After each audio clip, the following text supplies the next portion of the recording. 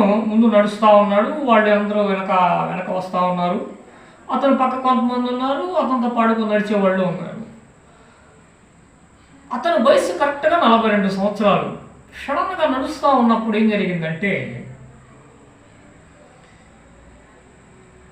సడన్గా కింద పడ్డాడు. కింద పడితే అందరూ ఏమనుకుంటారు, సపోజు బాగా పెద్ద వయసు ఉన్న వ్యక్తి అయితే ఒక 70-80 సంవత్సరాలు పెద్ద వయసు ఉన్న వ్యక్తి అయితే అరే వృద్ధుల్లా కింద పడిపోయాడు లేపండ్రా అని అంటారు.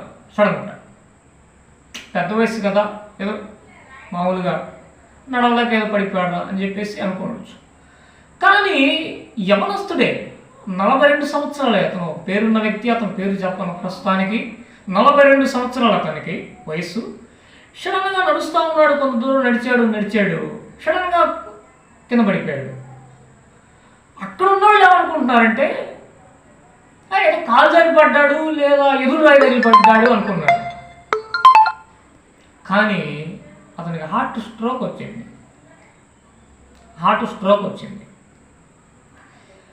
అసలు వయసు ఎంత అంటే 42 సంవత్సరాలు. సడన్గా పడిపోయాడు. అందరూ అనుకుంటున్నారు కాలు కింద జారి పడ్డాడా, లేకపోతే ఏదైనా రాయి తగిలి పడ్డాడా అని అనుకుంటున్నాడు. కానీ స్ట్రోక్ వచ్చి పడిపోయాడు అతను. ఆసుపత్రికి తీసుకెళ్లారు, మొత్తానికి కొన్ని రోజులు హాస్పిటల్లో ఉంచారు. చనిపోయాడు.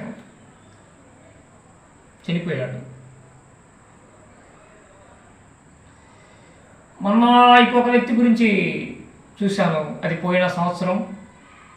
అతను బాగా పేరున్న వ్యక్తి. కొడుకు బిర్యానీ వండాడు. సరే, ఆయన కుర్చీలో కూర్చొని బిర్యానీ తిన్నాడు, అంతా బాగానే ఉంది. అతని వయసు సుమారు 70 సంవత్సరాల పైనే ఉంటాయి. తిన్నాడు. బిర్యానీ తిని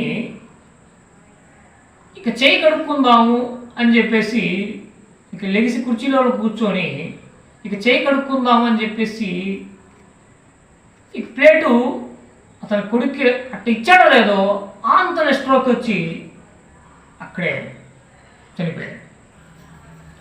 ఇక్కడ ఉన్న పరిస్థితిని బట్టి మనం చూస్తే 200 సంవత్సరాలు ఆయుష్ కాలాన్ని పొడిగించుకోవచ్చు అని చెప్పిన శాస్త్రవేత్త ఆయనే బ్రతకలేదు.